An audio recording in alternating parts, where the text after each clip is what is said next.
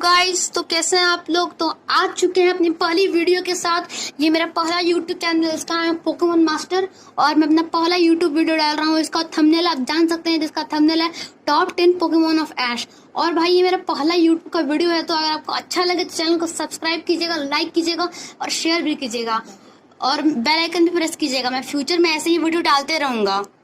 तो चलिए बिना किसी देरी के वीडियो को चालू करते हैं। नंबर 10 ग्लैली। ग्लैली एस का जनरेशन 3 का पोकेमोन है और स्नोरैंट का विकसित रूप है। भाई ग्लैली एस का एक आइस टाइप पोकेमोन है और भाई ये पोकेमोन मुझे बहुत ही खतरनाक लगता है। सबसे एपिक और सबसे अच्छा बैटल इसके साथ, मतलब एस का जो ग्लैली है उसका सबसे एपिक बैटल हुआ था सेप्टाइल के साथ।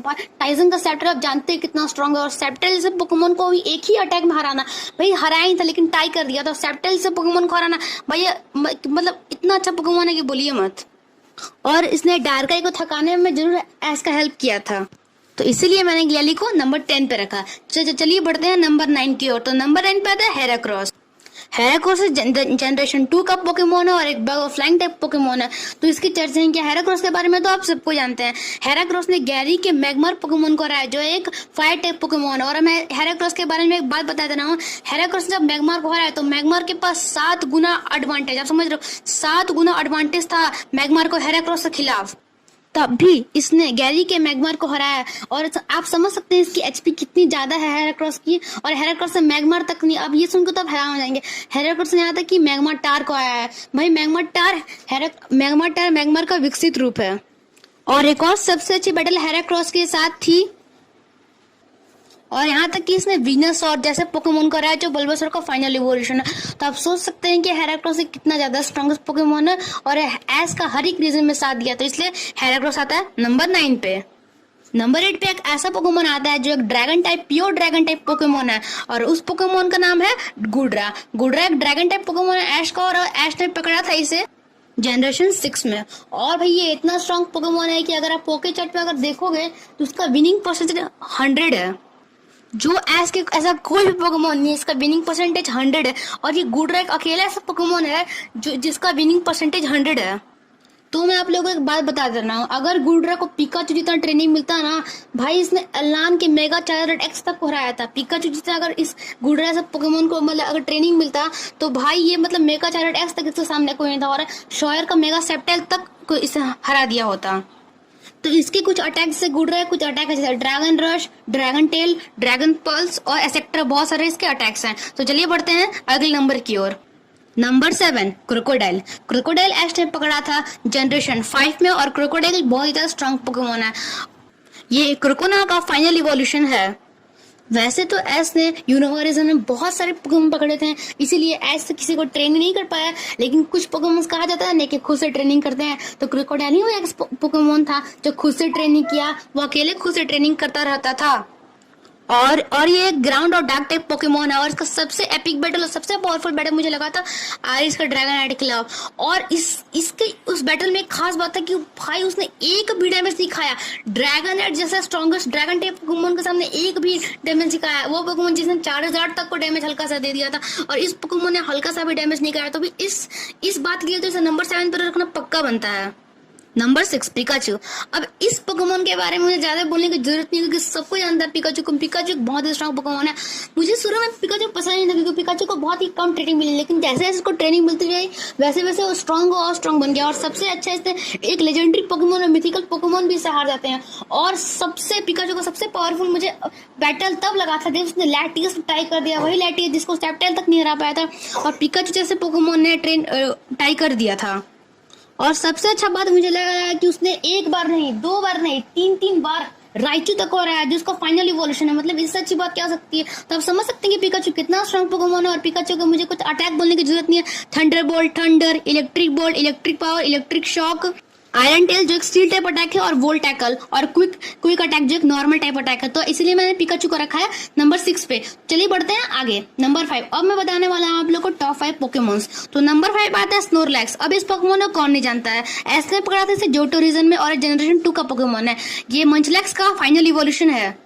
तो भाई नॉर्मल टाइप पोकेमोन ऐसा होता है जो कोई भी टाइप के खिलाफ भारी पड़ सकता है, सिवाय ग्रास टाइप को छोड़ के। ये ड्रैगन टाइप, ये ग्राउंड टाइप, ये फायर टाइप, ये डार्क टाइप, ये वाटर टाइप, सारा टाइप को हरा सकता है। तो आप समझ सकते हैं कि स्नोरलैक्स कितना ज्यादा ताकतवर लगा। और स्नोरलैक्स ने यहाँ तक कि किंगड्रैग हराया है। जब ऐश ब्लैक फाउंड सिटी में गया था तो यहाँ तक कि स्नोरलैक्स ने किंगड्रैग हरा दिया। और भाई जब भी स्नोरलैक्स को बैटल मैच चुनता ना, वो एक दो पोकेमोन को पक्का लेके जाता। क्या मैं सही कर रहा हूँ ना? हाँ, तो सही कर रहा है।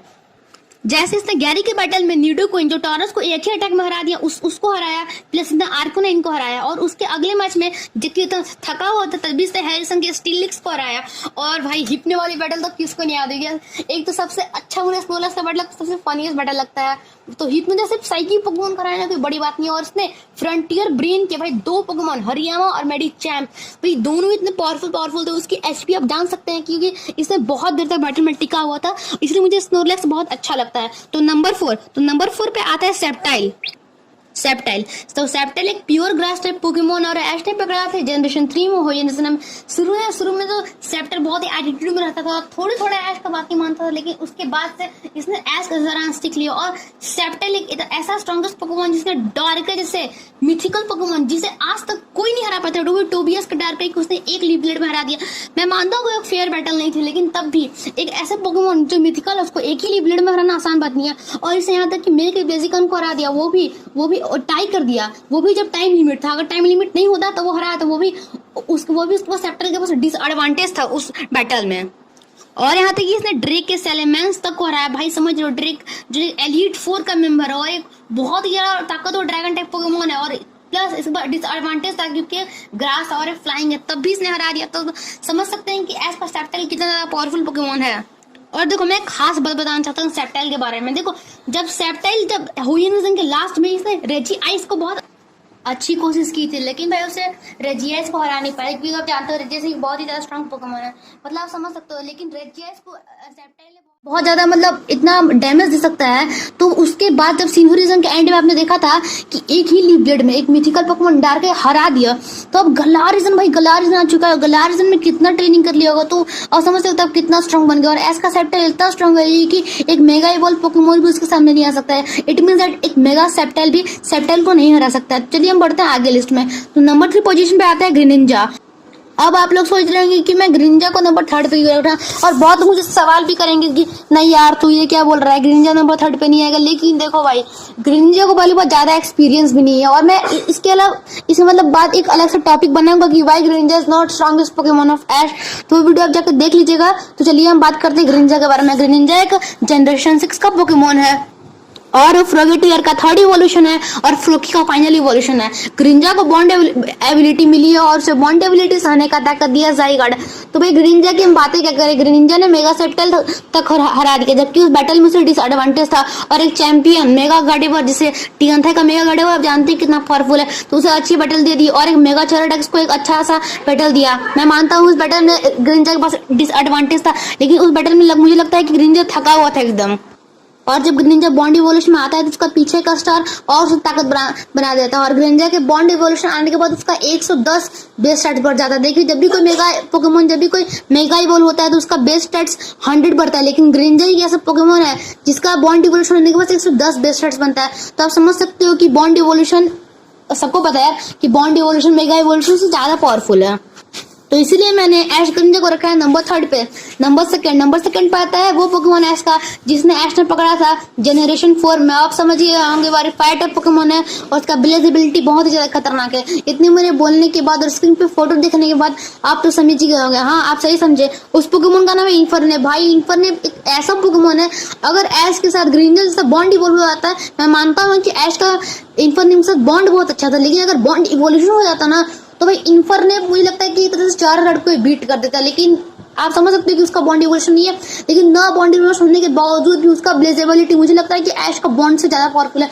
कुछ लोग कहेंगे यार क्या तू कर रहा है, ग्रीनिंजा का बॉन्ड ज्यादा खतरनाक है। नहीं यार, तुम ब्लिज एबिलिटी देख लो, इन्फरनेम का ब्लिज एबिलिटी इतना खतरनाक है कि कोई पोकेमोन को आसानी से टक्कर दे देता। और इन्फरनेम जब से उसका मॉन्फर्नो, ऐश का मॉन्फर्नो इन्फरनेम पे इवॉल्व हुआ है, उसके बाद आज तक एक ही बैटल नहीं आ रहा है, मात्र एक बैटल आ रहा है फ्लिंट के इन्फरनेम से, वो भी वो बैटल आदमी फुल पोटेंशियल और फुल पावर साथ नहीं लड़ रहा था। तो समझ सकते कि इन्फरनेम का ब्लिज एबिलिटी कितना खतरनाक है। और उसने पॉल की तो आधी टीम को ऐसे ही संभाल लिया था, और उसने जब 8 जिम बेस गया था तो लग्जरी और इलेक्ट्रोवायर जैसे पोकेमोन को तो अकेले ही संभाल लिया था। आप समझ सकते हो कि इन्फरनेम कितना खतरनाक पोकेमोन है। तो चलिए अब बढ़ते हैं नंबर 1। नंबर 1 पोकेमोन आप सबको पता है कौन है, हाँ सबका प्यारा और सबका फेवरेट चारिज़ार्ड। एस को चार्जर्ड मिला था चार्मेंडर के फॉर्म में, और चार्मेंडर जनरेशन 1 का पोकेमोन है, 4 मिलियन का फाइनल इवोल्यूशन है चारिज़ार्ड, और चार्मेंडर का फाइनल इवोल्यूशन है चारिज़ार्ड। तो अगर हम बात करें चार्जर्ड ने भाई 20 साल की ट्रेनिंग ली है चरसबी घाटी में, तो आप समझ सकते हो कि चार्जर्ड कितना स्ट्रॉन्ग पोकेमोन है। और चार्जर्ड ने गैरी की आधी टीम को जैसे हरा दिया था, प्लस गैरी का ब्लास्टोइस एक बहुत ही ज्यादा पावरफुल ब्लास्टोइस था, प्लस चार्जर्ड के प्लस डिसएडवांटेज था, तब भी यार ब्लास्टोइस को हरा दिया यार। देखो ऐसे पोकेमोन यार जब भी कुछ होता है ना तो बार बार डिसएडवांटेज होता है, तब भी हराते हैं।